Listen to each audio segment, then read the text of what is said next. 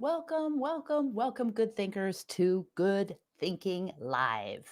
I am glad you're here, and I'm glad that we are collectively able to give ourselves just a little bit of time, slipping away from all the time that we're told what to think and what to do so we can luxuriate and have really, yeah, it's a privilege to give ourselves time to think about our thinking and to focus a little bit of time away from what to think to give a little bit of more time to improving how to think. So, welcome. I am so glad you're here, and let me know who you are and where you're from.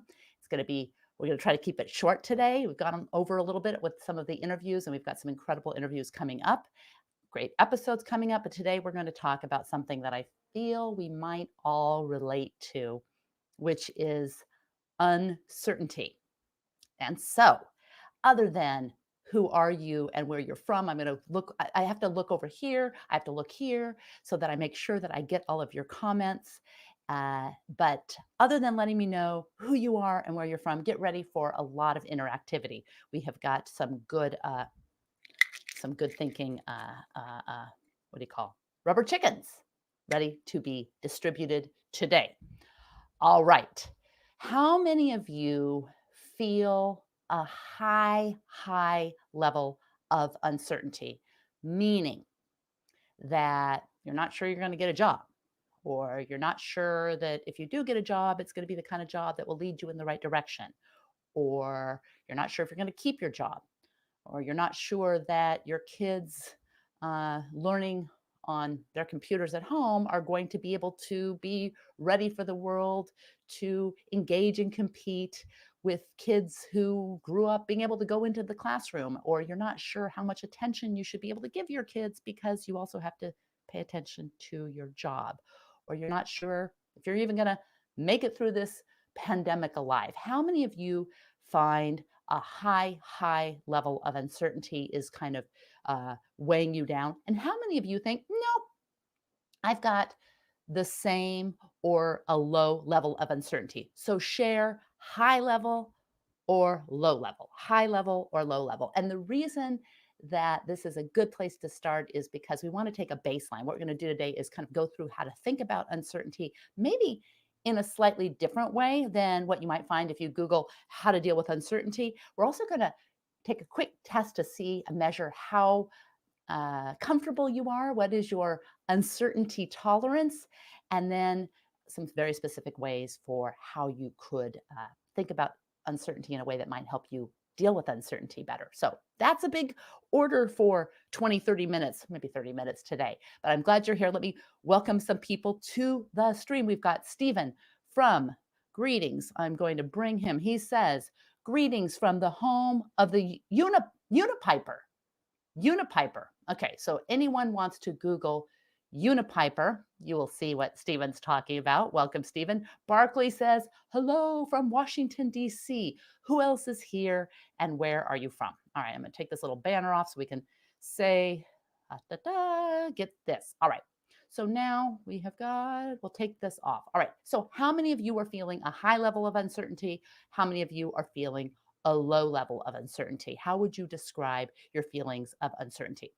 Now, one of the things is, and this is kind of obvious, but when we can't rely on our past experiences, we become anxious about the future. And then we run through all these scenarios.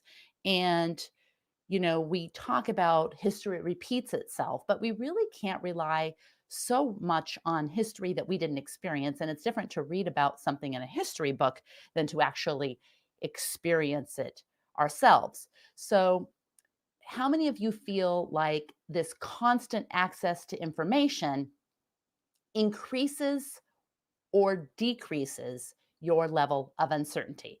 Do you think this constant access to information gives you more uncertainty or less uncertainty?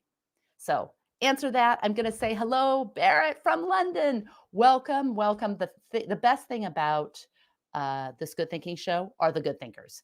And the cool thing about all the good thinkers is that they're from all over the world. So, this is not only a chance to give ourselves a little bit of time to think about thinking, but also to see how other people think about thinking. And that can be really gives a level of depth to everything that I miss in my day to day. So, thank you. Welcome, everyone. All right.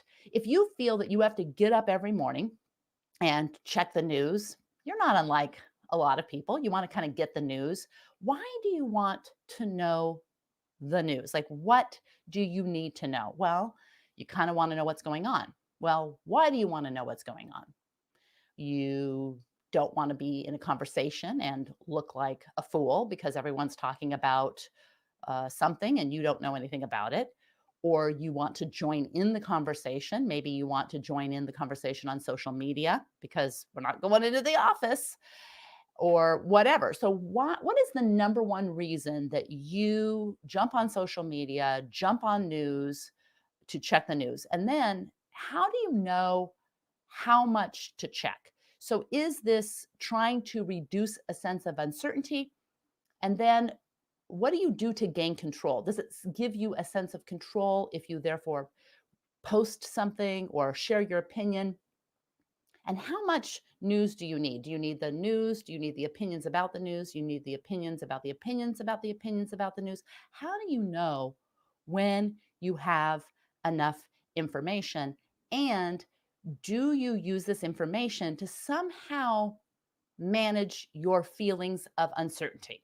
That's a lot of questions. So if you have any thoughts about that, do you use, let's break it down to one question you can answer in the chat. Do you use the news and the notifications about the news to somehow manage your feelings of uncertainty? Or do you use them more to manage your feelings or give you a sense of control? Sense of control or uncertainty? And these two are related. All right. So Stephen says, more information seems to usually lead to more second guessing, i.e., uncertainty. All right. So if we don't like uncertainty, why do we continue to seek more and more information? What is the reason behind it? Well, I want to know what's going on. Why do you want to know what's going on? Well, I want to share that information. I want to connect with others who agree with me about what's going on. So, these are the kinds of things to think about when you're thinking about uncertainty. Do you feel like a lack of news makes you feel uncertain? And at what point is your consumption of social media and news and sharing enough? All right, the first thing that I think is super helpful when thinking about uncertainty, and I Googled a lot about how other people write about this topic because that's how I think about thinking. But the first thing that I found that was kind of the most beneficial is the ability to separate out risk from uncertainty. And this ability to separate out risk from uncertainty allows you to see uncertainty uh, without the cloak of invisibility. So see uncertainty more clearly. Risk, you can think of risk. I think it was described like in the 1920s by an economist, Frank Knight. And he suggested that risk is something that you can put a number on. So you're playing poker, you can calculate risk uh, by putting a number. So there's a mathematical component to risk. And it might be why we try to operationalize things, like we try to put numbers on things, make sense of things, creating equations so that we can be more objective in our measuring. But uncertainty is really risk that you can't measure. You can't put a number on it. Sometimes we pretend and put a number on things, but and that tells us, oh, okay, we don't have to feel so uncertain. But when you separate out risk from uncertainty, it helps with some of the tips that we're going to have for how to manage uncertainty. And that is because uncertainty is there's no high or lower uncertainty. There is only higher and lower feelings of the illusion of certainty because the problem isn't uncertainty. Everything is uncertain. The problem is when we can't tolerate the uncertainty, and tolerance is important because uncertainty, or because rather, certainty is an illusion. What? Yeah, certainty is an illusion. We don't We're not certain of anything. Someone says, "Oh, I knew uh, the this football team was going to win, or this cricket team was going to win." No, you didn't. You thought, but you didn't know. So that certainty is an illusion. And once you recognize that that certainty is an illusion, it becomes very empowering because you can separate out risk from uncertainty. And then the tips for kind of relishing and getting the best out of uncertainty, because is uncertainty always bad? You think uncertainty is always bad. We've got Cindy. Hi, Cindy from Scottsdale, Arizona. I'm very glad I've got a lot of Saltzmans in the house. Where is everyone? Where is everyone? Busy today? Shy? Not sharing that you're here? Let us know who you are and where you're from. We want to hear from you. All right. We also know that there are cultural differences in dealing with uncertainty. So, if you are in a culture that is very hierarchical, where usually and traditionally people stay on their jobs for a very long time, the role determines the kind of level of decisions you're making, tend to be perhaps less innovative but more comfortable in how to execute. There are cultures, there are companies, and there are families, traditions that are more uncertain tolerant than others. Do you think you are in a high uncertainty intolerance or a low uncertainty intolerance? That's almost a double negative, meaning, do you tolerate certainty or uncertainty rather, or do you not tolerate uncertainty? Share what you think. Is it cultural? Is it your company? Is it you or your family? Share what you think. But there are some definite cultural differences. But there are also some really good sides to uncertainty. So uncertainty isn't just a bad thing. So, for example, last night I was watching the football game, the American football, NFL, National Football League. What am I blanking on? The Super Bowl, the big championship, the Super Bowl, with my husband. Now, we had some things to do, so we recorded it and we were watching it late. By the time we got to halftime, I was getting notifications on my phone from friends about who won the Super Bowl. So the outcome was no longer uncertain. And I did a mean thing. I told my husband of the outcome. So now the outcome, at the point I told him, the outcome itself was no more or less uncertain. It was an illusion that it was uncertain. It was an illusion because the outcome was the outcome. But once he heard the outcome, I saw him pick up his iPad and he's scrolling and reading. I said, "Why aren't you watching the Super Bowl?" He says, "Because I already know the outcome." So we know that when we are watching a mystery movie or reading a mystery book, and that uncertainty is something that we're drawn to. So uncertainty can be enjoyable. So once we know that uncertainty can be enjoyable, it busts the myth that we have to reduce it at all costs. All right. We have, hi, welcome, Hussein. Welcome, welcome. I am so glad you're here. All right. So now we want to see who wants to measure uh, your uncertainty, your uncertainty tolerance. How intolerant are you of uncertainty? So you ready? You can do it in your head, or you can grab a piece of paper and take this little quiz on the fly. All right. And we know that I'm going to tell you that you want to get a higher tolerance with uncertainty, because low tolerance with uncertainty is, and there's a lot of research behind that, is associated with anxiety and depression and obsessive compulsive disorder. And a higher tolerance with uncertainty can decrease stress levels, especially when people aren't fixating on uncertainties that are out of their control, because risk uh, they're not risk assessment, they're uncertain assessment. So here's we're going to take our little quiz. You ready? All right.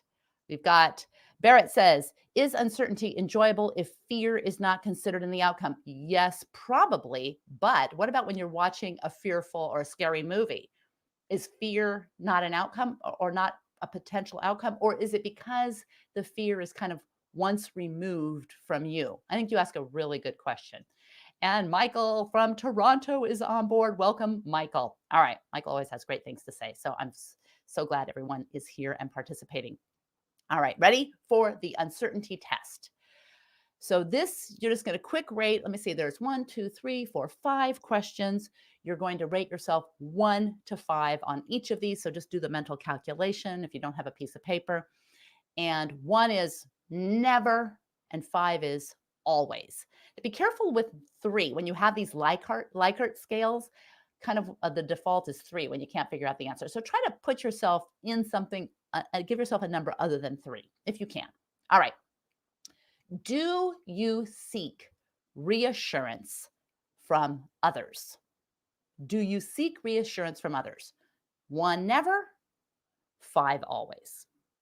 Do you seek reassurance from others? The second question, do you do a lot of double checking? I never double check. I always double check. Do you look for a lot of information before you make reversible decisions that don't have a lot of consequence? So obviously, if you look for a lot of information because you're making irreversible, high consequential decisions, that's a different question. This is in every little decision. Do you seek for a lot of information? Never. Or a lot of information? Always. I have to admit, I probably err on the side of seeking more information that I need, even for inconsequential, reversible decisions, which most decisions are reversible. So that's a lesson I can take myself. All right, next question, 2 more. Do you procrastinate a lot? Never. Always. Do you procrastinate a lot? And the last question, are there a lot of situations you avoid? That's a hard one. Well, what do you mean by that? Whatever you think. Do you think, I mean, you can only judge relative to other people. Are there a lot of situations that you avoid? Never, always. Okay. Have you added up your score? Anyone who wants to be brave enough to share their score gets 3 rubber chickens. If you share your score, 3 rubber chickens, because that takes bravery to share your score. But that's how we all share and improve our thinking. So let us know what your score is. All right, here's what the score means. If you scored 16 to 25 points, you are uncertain intolerant. So you need to grab some of these tips that we're going to talk about really quickly so that you can increase your intolerance. So we've got, oh, you guys are awesome. Rubber chickens for Barrett, 17. Okay. Michael's 19. Stephen is, let's see, reassurance, 3, seek. Oh, he actually gave all of his points. Ooh, good for you. All right. So we have, everyone has their points calculated now. You've got, if you scored 16 to 25, it's totally reasonable because most people, quite frankly, do. But that means you really have maybe a level of intolerance with uncertainty that you can change to improve your life in really specific ways. All right. If you were 11 to 15, medium. You have a medium intolerance with uncertainty. And if you're 1 to 10, if you scored 1 to 10, you couldn't score 1 to 10. 10, like, you have good tolerance for uncertainty. You're an uncertainty ninja. Well, you couldn't have even scored 1 because that means you didn't answer all the questions. So it would have been, 1, 2, 3, 4, 5, 5 to 10. You're an uncertainty ninja. All right. We have got, let's see.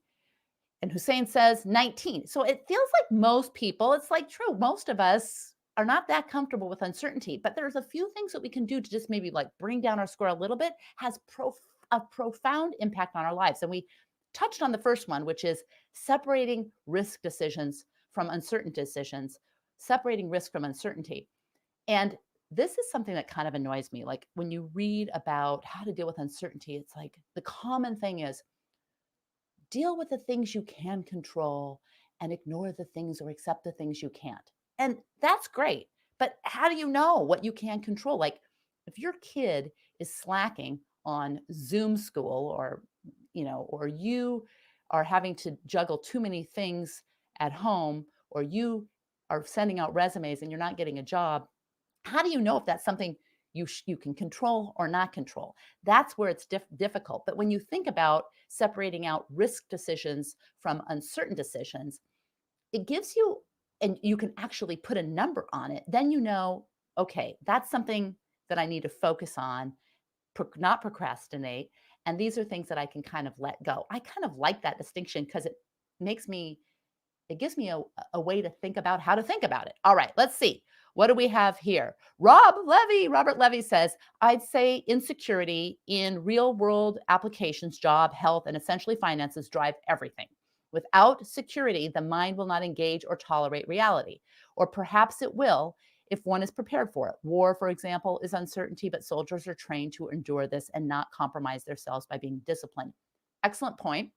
A lot of people say that free markets are they exist to minimize risk, but that uncertainty is the free market killer. It's what will kill the free market. So we try to reduce uncertainty or pretend, but ultimately it comes down to an illusion of certainty because we are not certain about anything. So if we can get more comfortable with that fact, we can move forward in a much more less stressed out way. All right. So let's get to what we can do to. I'm going to skip some of this other stuff that I was thinking that we would talk about. Let's just get right to how do we get more comfortable with uncertainty, because uncertainty is a reality. So part of getting uncomfortable with uncertainty means seeing things as they really are. And for good thinkers who understand that seeing things as they really are is really right in that critical thinking sweet spot, which is one of the three legs of the good thinking stool. Remember? Critical thinking, strategic thinking, creative thinking, the three legs of the good thinking stool. For those of us who want to focus on really seeing things as they really are, the first thing is to see that certainty is an illusion. All right. Like, oh, I don't like that. Yeah, you can like it actually. All right. So the first thing is to acknowledge the uncertainties we live through every day. To stop saying, I knew it, but to start saying, I thought it. Just that simple switch is, it feels like you knew it, but you thought it until you did. So I love that on Jeopardy. Every time I'm watching Jeopardy and the answer comes on, I'm like, oh, I knew that. Well, if I knew it, believe me, I would have said it. I thought that, but I didn't know that. And most of the things, as we move toward further and further getting closer and closer to the truth, gathering evidence, gathering reliable evidence, most is thinking, not knowing. All right. So if you acknowledge that and acknowledge the uncertainties that you live through every day, that's step one. Well, step two. Step one is separating risk from uncertainty. That to me, for me, that's like the biggest thing in the how to think arsenal with uncertainty that I love. All right, now here's something you could actually do. It's kind of like a fun thing to do, torturous maybe, if you don't want to think about uncertainty. But you go through each of your five senses. So go through, what you see, what you smell, what you taste, what you hear, what you feel, blah, blah, blah. So you go through each of these five senses, and then you focus on three sensations you're feeling or you're experiencing. So right now, what am I seeing? I'm seeing a camera. I'm seeing your comments. What are some things that you're seeing? You're seeing the screen. Maybe you're seeing some people's comments. You only see some people. I think you only see the LinkedIn if you're on LinkedIn Live, and you see YouTube if you're on YouTube Live, but you see some comments. What are you smelling? You identify, what are you hearing? You identify three things that you are experiencing. And this really helps ground you in the present moment and the seemingly the certainties that are around you. This simple act of just being certain that what you see. Now, got to throw in the twist. What we see and perceive, what we perceive, is never all that there is. There are animals that can see things that we will never perceive. I mean, dogs that can, bloodhounds that can smell things that we will never, even with the best sniffers, we will never be a bloodhound. Bats can echolocate. So even if we're certain that you are seeing this, you're participating right now, you're seeing and you're hearing, and maybe you're smelling coffee, smelling coffee. Uh, we're not seeing it, we're not perceiving it all. So that acknowledgement does speak to a level of uncertainty that we are comfortable with. So you don't have to be freaked out that we can't smell like a bloodhound. Sometimes that uncertainty is a good thing. All right. Then, when you do separate risk from uncertainty, avoid aiming your procrastination at risk decisions, at mitigating risk. If you're going to procrastinate, aim your procrastination at uncertainty and focus on controlling what you can control, which are more the risk issues, the risk decisions. So just when you separate it out, can I put a number on this? I can't put a number on this. Maybe I can. And if you can, then you can work to actually mitigate risk. And if you can't, then you can let it go. But don't beware of focusing your procrastination on risk things instead of, and then perseverating on uncertain things. So that's a good separation. Uh, yeah. Steven says, I'm glad I can't smell as well as a bloodhound. Me too. I'm glad I can't smell as well as a bloodhound. But there might be times where I wish I could. For example, we have to put in certain odors in our natural gas so that if we have a gas leak, a human can perceive it. Whereas if there might be an opportunity for something else, another creature to be able to perceive a gas leak or smell things that could mitigate risk. I mean, actually, there are some things that we cannot perceive that would enable us to potentially mitigate risk. All right.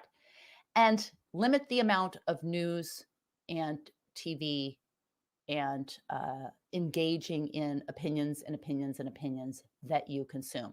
Be very clear that you don't let the news happen to you, that you really mitigate the risk of having it overwhelm you and mitigate the risk of having it lead to procrastination, where you can reduce the risk because you spent so much time on this, you didn't mitigate the risk of some of these other things. You spent so much time posting on social media, sharing the news, that you didn't mitigate the risk that might be like a financial risk with your job, for example. So that make sure you limit that amount of time and that you know why you're there. Why are you sharing? What do you, is it a sense of control that you are trying to gain by sharing on social media? And is that really adding to your uncertainty intolerance, or is it mitigating or reducing your uncertainty intolerance? And then pick 3 things that you do to reduce risk, like checking on tasks that you delegated, calling kids when they're out with friends, or watching a movie trailer before watching a movie. Now, you might think that's, I call that mitigating risk.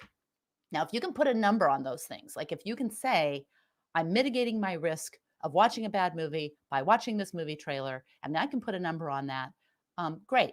But just pick some of the things that you do to mitigate this sense of uncertainty and see if it really is something that is mitigating risk. If it is, great. If it isn't, those are some of the things you can probably let go of. Okay, so Hussein says, I believe social habits have a role directed toward either the positive or negative. Absolutely. Absolutely. In everything. And sometimes it's hard to measure. Time is the thumb on the scale. Like even some of the opinions we share now may not look so great in a year or 5 years or 10 years. So that's a really good point. There's only 2 more, and then we're going to be done. So write down what happened when you picked the things that you do to, I'm going to call it to reduce your sense of uncertainty. Checking on your kids, making them call 3 times when they're out with their friends. Like I said, watching a movie trailer, whatever, before you watch the movie. When you do, pick some of these things that you do, checking on news, setting up notifications so that you know what's happening.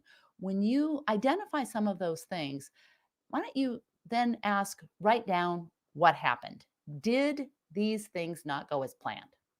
Like, did it matter did it make your kids safer that you checked on them 3 times?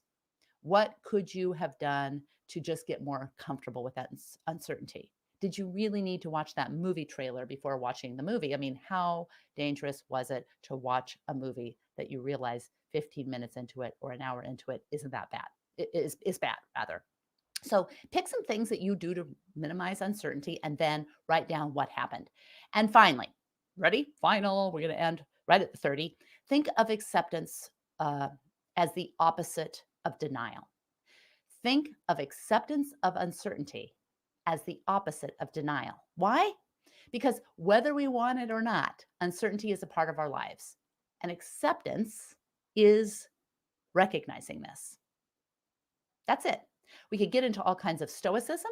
So if you are interested in hearing about some of the things that stoicism can help with regard to comfort with uncertainty or sense of control, let me know in the chat.